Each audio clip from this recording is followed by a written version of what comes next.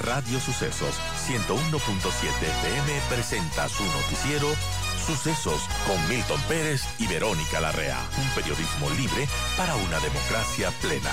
Los hechos y las opiniones de los sucesos que marcan nuestro tiempo.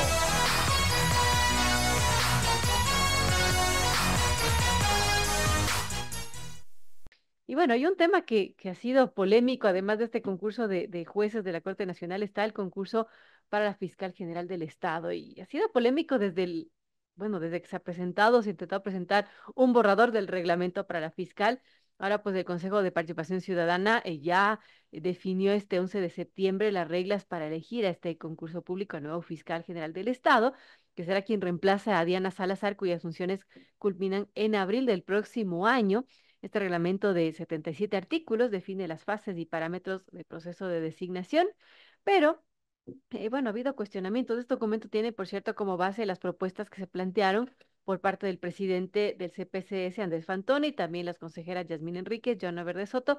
Dejó al margen una iniciativa polémica que había planteado el consejero de línea correísta Augusto Verduga, quien intentó excluir la prueba oral, por ejemplo, y temas relativos a la probidad. Sin embargo, pese a todo esto, este reglamento definitivo tendría algunos vacíos, algunos cuestionamientos que ya se han dado, que se han hecho públicos en lo que respecta a otorgar puntajes a los postulantes. Está planteado que se calificará a los aspirantes sobre 100 puntos, divididos en 50 para evaluar los méritos. Estos son títulos profesionales, publicaciones de libros, etcétera. Y 50 de oposición, incluye la prueba escrita calificada sobre 30 y la prueba oral sobre 20.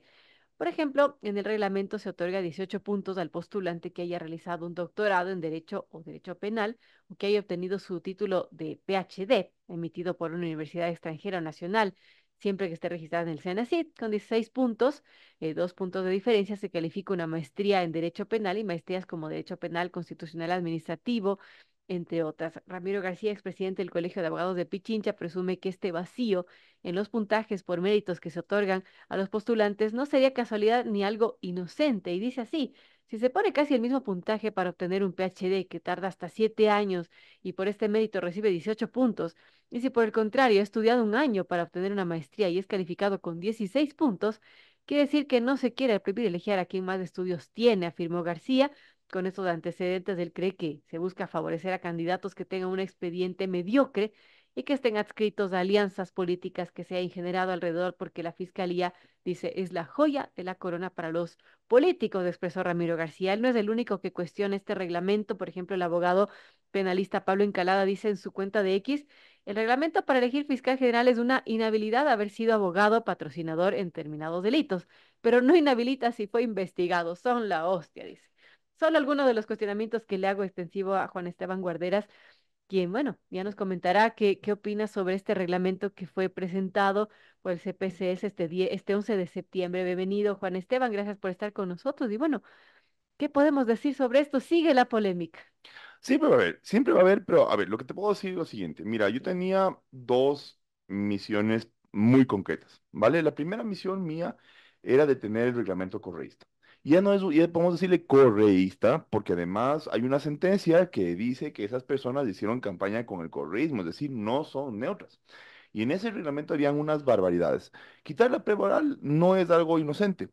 Porque se sabe que el CPCC está repleto de funcionarios que deben sus lealtades no al país, sino a partidos políticos, de los partidos políticos que les dieron esos puestos de trabajo, y les soplan las preguntas.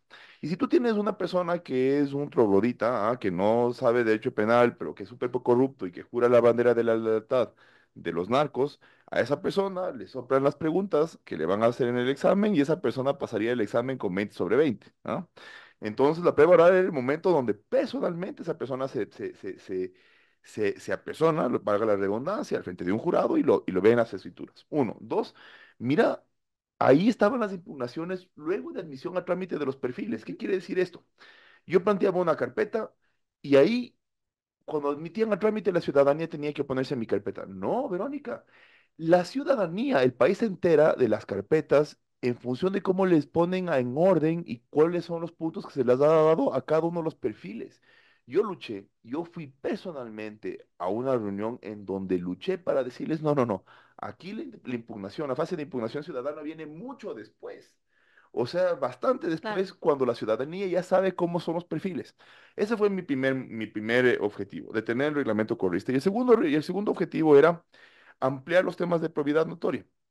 Y yo sí estoy orgulloso de que, y eso fue mi redacción, fue mi redacción la que puso que hayan 30 delitos que si es que tú has sido abogado defensor de uno de esos 30 delitos, entre los que están minería ilegal, tráfico de combustibles, narcotráfico, secuestro, extorsión, etcétera, etcétera, no puede ser fiscal general del Estado. Y estoy orgulloso de eso.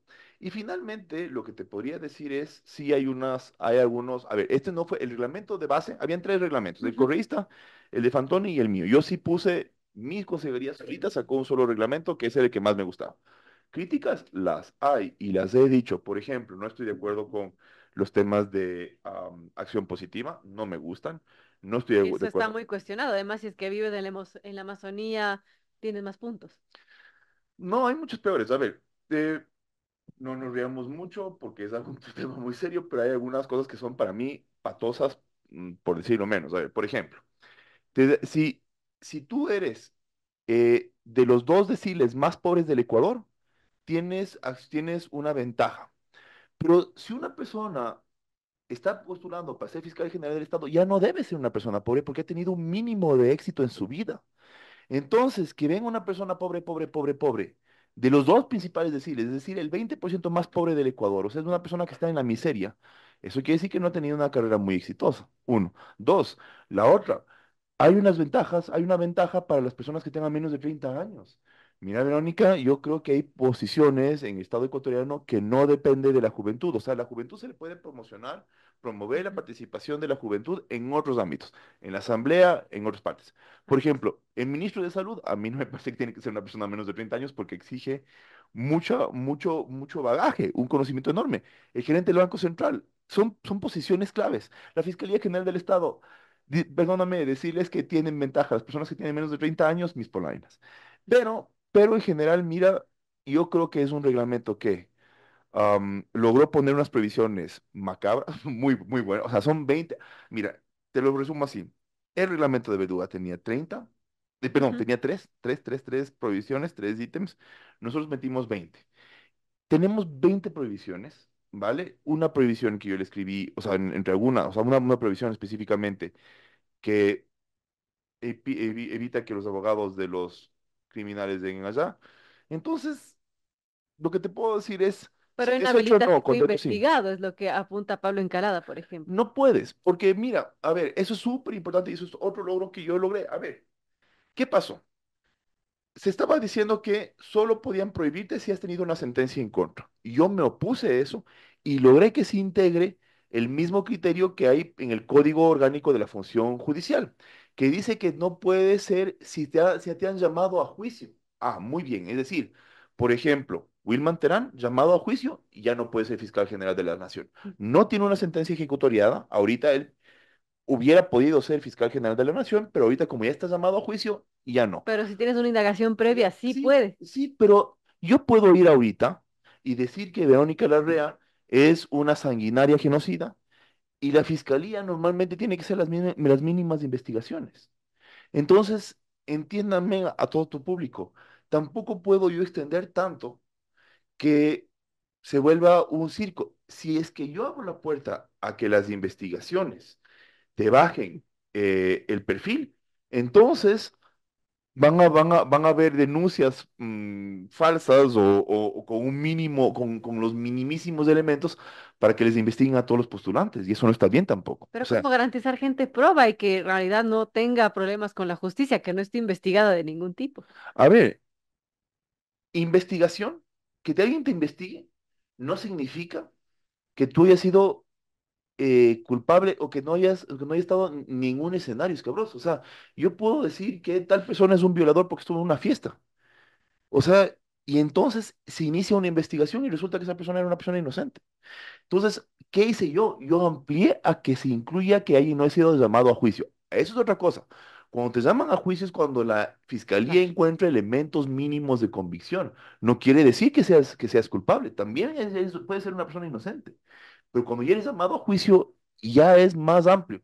Ahora, lo que te puedo decir es, yo quise hacer algo más, o sea, yo quería ir mucho más allá en mi reglamento. Lo que pasa es que yo tuve que ir cediendo espacios a medida en que los días pasaban, porque el correísmo no quería ceder y yo quería que no salga un reglamento correísta.